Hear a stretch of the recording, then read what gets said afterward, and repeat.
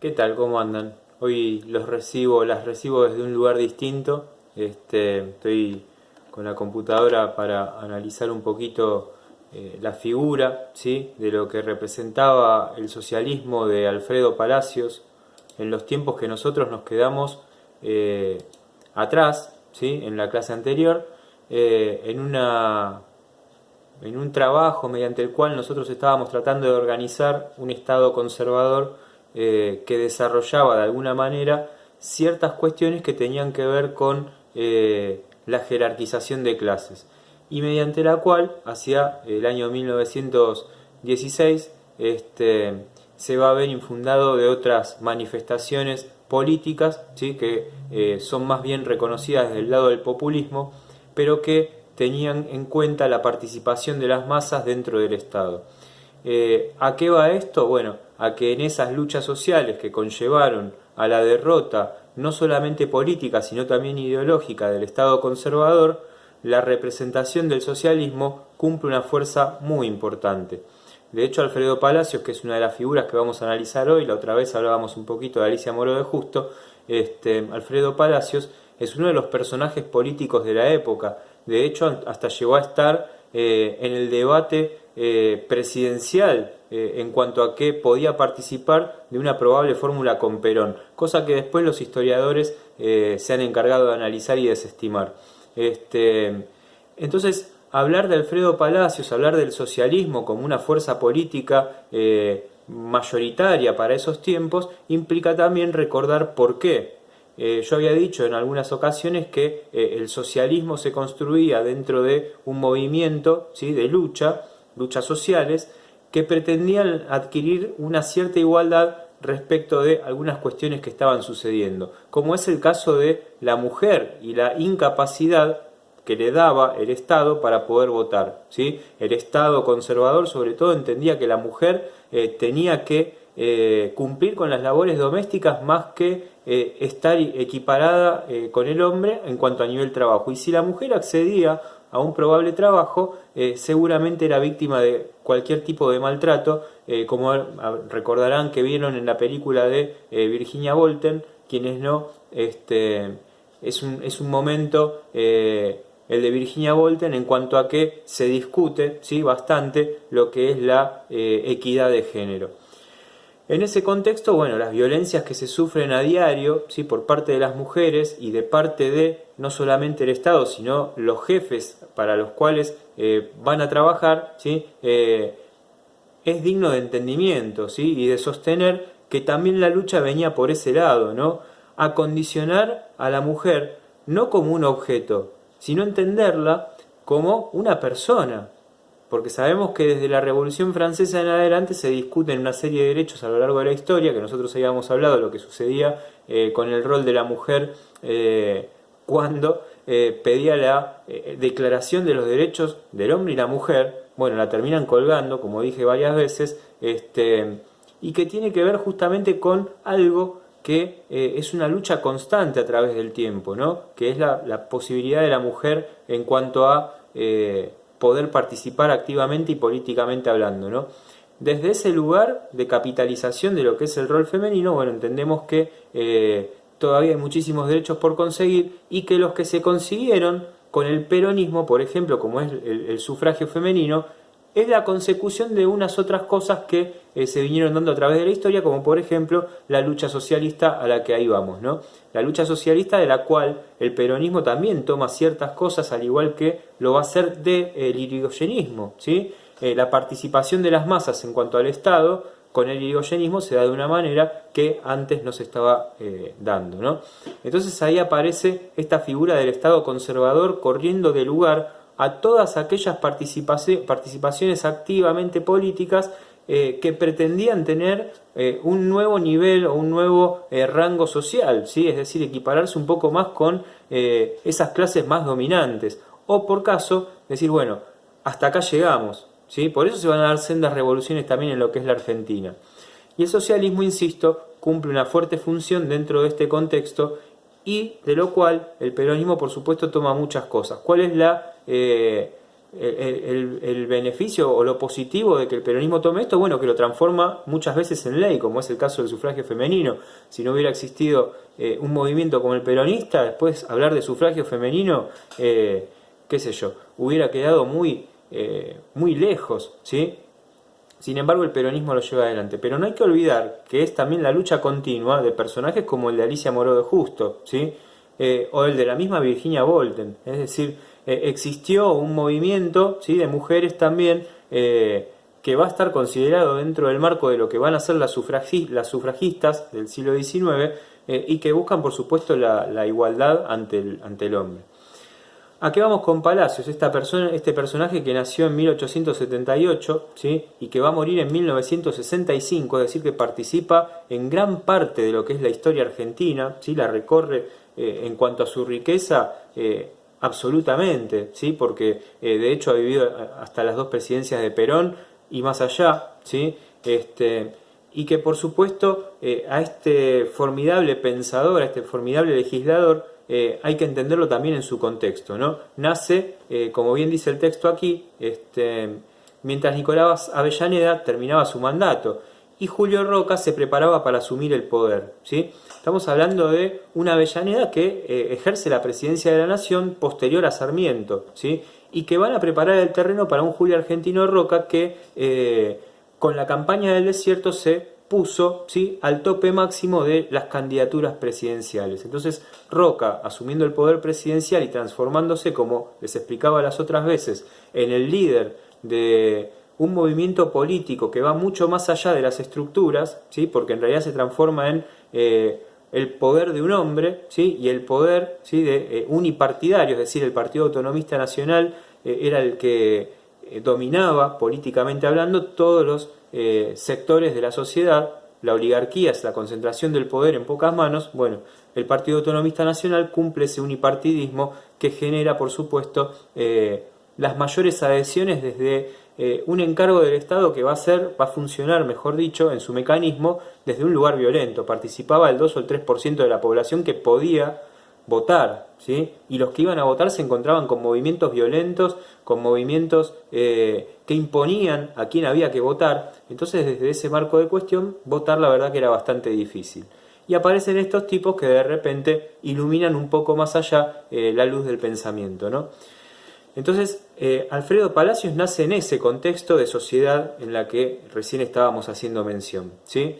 Va a ser hijo de una familia muy humilde, ¿sí? En el socialismo me inició mi madre. A los 11 años, va a decir Palacios, ella puso en mis manos el Nuevo Testamento con el Sermón de la Montaña y llegó a apasionarme la figura de Jesús. Luego hice más las palabras del doctor Juan B. Justo, fundador del Partido Socialista, que decía: socialismo es la lucha en defensa y por la elevación del pueblo trabajador que, guiado por la ciencia, tiende a realizar una libre e inteligente sociedad humana, basada sobre la propiedad colectiva de los medios de producción, o sea, la tierra, las máquinas, los medios de transporte, ¿sí? Es decir, la colectivización, ¿sí?, de estos medios de producción que, por supuesto, se quedaban en muy poquitas manos. En una Argentina que, como explicaba la otra vez, y explicaba recién hace un ratito, está fuertemente dominada por la oligarquía y por los capitales extranjeros. La Argentina mira afuera, ¿sí? La Argentina mira a Europa, la Argentina mira sobre todo a Inglaterra. Necesita que vengan los capitales. Argentina exporta agro, pero necesita importar tecnología y necesita crear tecnología, necesita crear, por ejemplo, medios de transporte como lo va a ser el ferrocarril. Entonces tiene que traer de Inglaterra, ¿sí?, la materia prima o los capitales, ¿sí? Mientras todavía se sentían los efectos de la Revolución de 1890 que puso fin al gobierno de Juárez Celman, Alfredo terminaba la primaria e ingresaba en el Colegio Nacional Central, ¿sí?, que es el actual Nacional Buenos Aires. La influencia cristiana impartida por su madre caló hondo en Alfredo, que comenzó a acercarse al círculo de obreros católicos. Vamos un poquito más allá. En 1894 se produce la primera aparición pública de Palacios, que fue destacada en los diarios de la época. Será uno de los oradores en el entierro de uno de los pensadores y hombres de acción más notables del catolicismo argentino, José Manuel Estrada, que también es digno de charlar, pero que no podemos abrir el debate en este momento, o mejor dicho, la explicación en este momento. Su sensibilidad social, está acá, lo estaba llevando a autores ateos, anarquistas y socialistas que también se dirigían a los pobres pero con otro discurso, más combativo y que proponían la redención de los obreros aquí en la tierra y no en el cielo. Es decir, que acá se está formando una manera de pensar por parte de Palacios que empieza a recorrer distintos caminos, ¿sí?, de los que se venían dando hasta ese momento. Admirador de un Jesús que no se trata del Jesús de la estampa, sino el Jesús más reaccionario, más revolucionario, y admirador ahora, ¿sí?, de estos que eran más combativos y que proponían, ¿sí?, la redención de los obreros en una sociedad donde los obreros estaban muy pormenorizados, ¿sí?, era el proletariado. En 1904 se produjo un hecho trascendental. Ese año, Alfredo Palacios fue electo diputado por el barrio de La Boca. Es el primer diputado socialista de la historia argentina, convirtiéndose legislador socialista, de toda América, ¿sí?, no solo de la Argentina, de toda América. Un gran logro para aquel letrado que había colocado en la puerta de su casa la siguiente placa: abogado, atiende gratis a los pobres.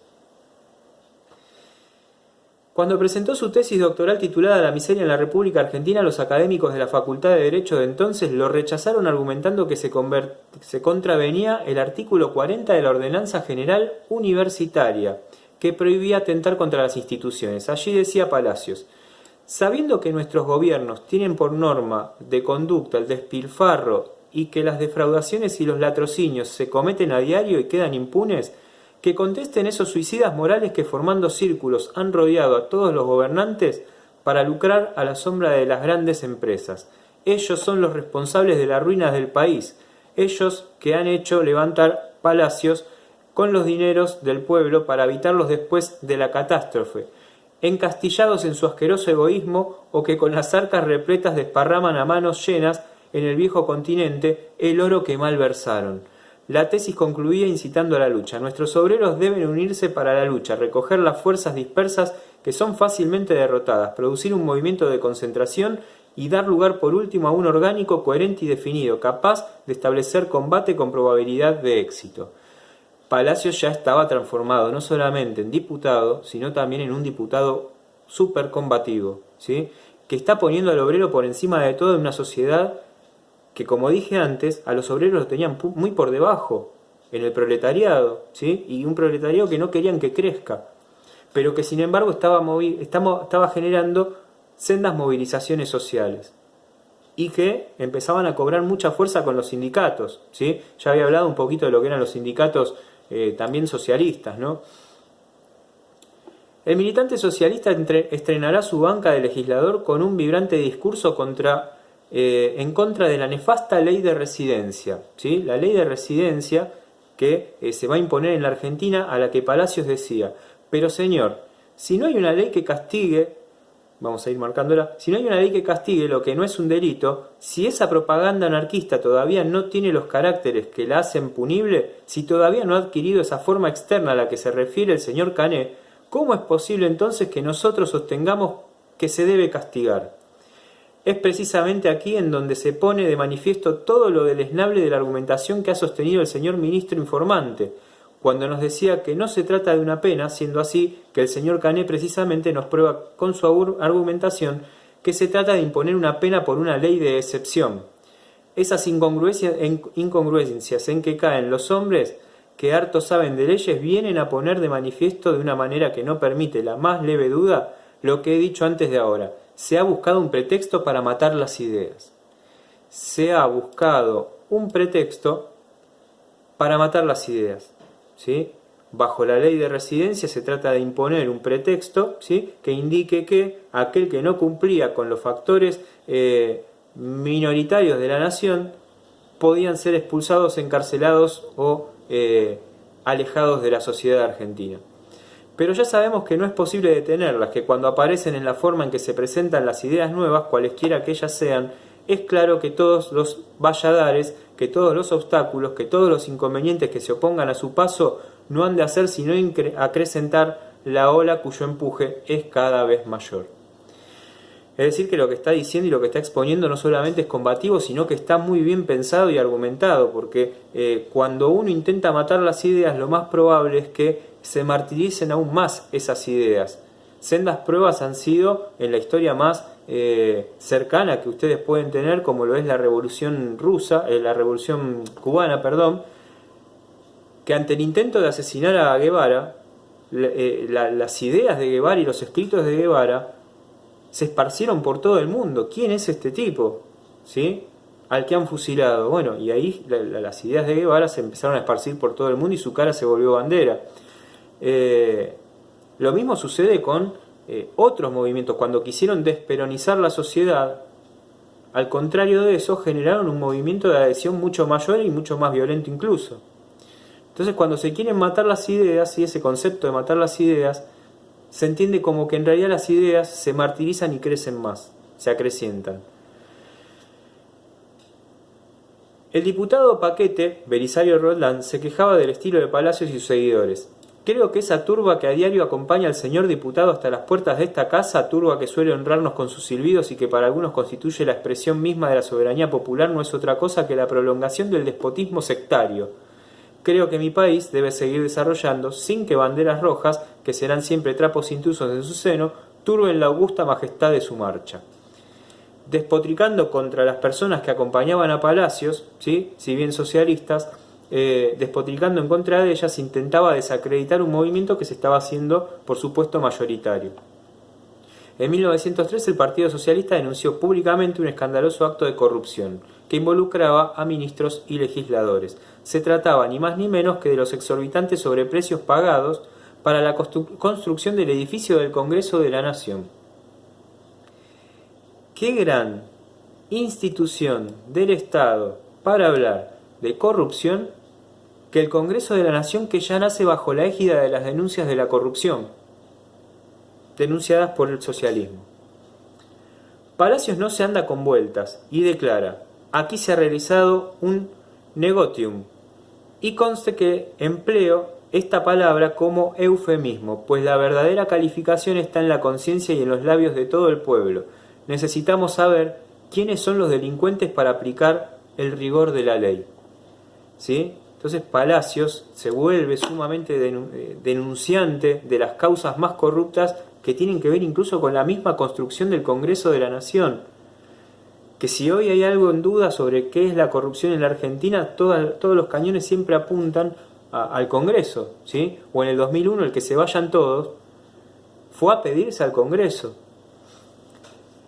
El Palacio del Congreso no ha sido ni certificado por la Dirección de Arquitectura, ni por los inspectores, ni por persona alguna que haya representado los intereses de la nación. Ha sido medido y certificado por el empresario mismo de acuerdo a sus conveniencias. El Ministerio de Obras Públicas mandaba pagar los certificados.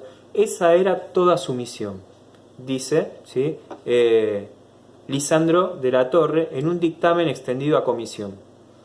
Y el diputado Palacios aporta un invalorable documento el 31 de diciembre de 1907. Las mediciones se llevan con extrema exactitud y forman en la actualidad un conjunto de más de 30 volúmenes con sus correspondientes planos, lo que permite a cualquier técnico y en cualquier tiempo darse cuenta de los métodos seguidos, de la corrección de las medidas y de la aplicación de los precios unitarios. En pocas palabras, el contratista se decía a sí mismo y le decía al ministro que había hecho las cosas bien y que podía seguir gozando para siempre de la deliciosa impunidad. Que si él va a medir una cosa y de un extremo se le atira la cinta, tiene que haber enormes diferencias. Fíjense la puntualidad de los hechos, que carecía en absoluto de atribuciones y que siempre procedió como un soldado obedeciendo las instrucciones de sus superiores. La comisión envió a todos los elementos del juicio al Poder Ejecutivo, que no hizo nada al respecto salvo pagarle puntualmente a los contratistas denunciados por Palacios y Lisandro de la Torre. ¿Sí? Por querer batirse a duelo, cosa que estaba expresamente prohibida en el estatuto partidario que lo consideraba un vicio burgués, en 1915 Palacios fue expulsado del Partido Socialista. Es decir, se quiso batir a duelo, ¿sí? Y lo terminaron expulsando del Partido Socialista porque el duelo, si el combate a duelo, era un vicio de la burguesía, de las clases acomodadas, de la oligarquía. Entonces, Palacios, ¿cómo te vas a batir a duelo? Su reacción fue inmediata. Renunció a su banca de diputado nacional y fundó el Partido Socialista Argentino, por el que se presentó a las elecciones legislativas del 16 y el 18, pero fue derrotado por los radicales, que ya venían con una enorme fuerza, ¿sí? Fue designado en la UBA como profesor. Durante la presidencia de Irigoyen, como dice el texto, concentra su mayor actividad en la vida universitaria, es decir, a enseñar las distintas situaciones latinoamericanas. En el 18 apoyó entusiastamente el movimiento a favor de la reforma universitaria, que ya veremos, ¿sí?, a consideración. La reforma universitaria fue apoyada por este legislador y ahora profesor de la Universidad de Buenos Aires, Alfredo Palacios, y fue reconocido oficialmente, ¿sí?, en la Oficina Internacional del Trabajo, que se encarga del estudio sobre la fatiga y sus proyecciones sociales. En el 22 es elegido por profesores y alumnos decano de la Facultad de Ciencias Jurídicas Sociales de la Universidad de La Plata, ¿sí? Ha tenido una gratificante carrera Palacios en cuanto a lo que es el nivel de docencia, ¿sí? Y además de todo, además de ser un diputado reaccionario y una persona denunciante altamente de todas las cuestiones que se daban en ese tipo de sociedad, Palacios incluso va a tener la posibilidad de pensar lo que fue el golpe de 1930. Dijo entonces, el golpe a Irigoyen, ¿no? Es en efecto un gobierno inepto el de nuestro país, pero la juventud debe fiscalizar celosamente a la oposición, que no siempre es digna y detrás de la cual se agazapa el ejército, ¿sí? Es decir, por un lado critica el radicalismo, por el otro está explicando que detrás de los nuevos movimientos políticos en la Argentina se está escondiendo el ejército, que es la única manera que tienen los conservadores, el ejército, de retornar a un poder del cual las masas populares ya se habían apropiado. Lindo texto el de Palacios, pero más linda su vida para analizar, y me parece que es fundamental saber quién fue Alfredo Palacios, es fundamental saber de dónde vino, pero también teniendo en cuenta la voluntad de su pensamiento, ¿sí? Bueno, esto quería explicar hoy dentro de una continuidad, ¿sí?, de tiempo que estamos realizando, donde estamos hablando de un Estado, ¿sí?, conservador bastante restrictivo, pero que encuentra figuras como la de Palacios, ¿sí?, que pelean, que iluminan la lucha de las clases menos acomodadas, de las clases más marginadas, de las clases obreras, ¿sí? Un paradigma para la historia del trabajo en la Argentina. Voy a dejar igual, mira, iba a cerrar ahí y se me ocurrió de repente que tenía un librito por acá. La historia de las luchas de los trabajadores argentinos puede darse iniciada durante la segunda mitad del siglo XIX, ¿sí? Por supuesto, trabajadores hubo desde muchísimo tiempo atrás. Estamos hablando incluso de el cartero Domingo French, ¿sí?, el mismo de las escarapelas. Vamos a ir un poquito más para adelante. Pero las huelgas por ramas, ¿sí?, que es lo que yo decía recién, las huelgas por ramas o sectores recién comienzan a mediados del siglo, en 1857 para dar una fecha exacta. Mientras que las centrales obreras, como conjunción de organizaciones de trabajadores de distintas áreas o rubros, corresponden al inicio del siglo XX. Por esta razón, iniciamos este relato analizando a aquellos trabajadores que en la segunda mitad del siglo XIX realizaron la mayor parte de los movimientos de protesta y reclamos anarquistas y socialistas, ¿sí? Me acordé que tenía Historia de los Trabajadores de la Argentina, un lindo libro. Fíjense lo que es la lucha de un movimiento, sí, que viene de muchísimo tiempo atrás y que ha peleado por conseguir derechos como, por ejemplo, las 8 horas de trabajo para decirle no a la explotación, que es algo que hemos hablado un poquito en la primera clase que nos vimos en vivo. Les mando un abrazo grande y bueno, espero que la hayan pasado bien. Saludos.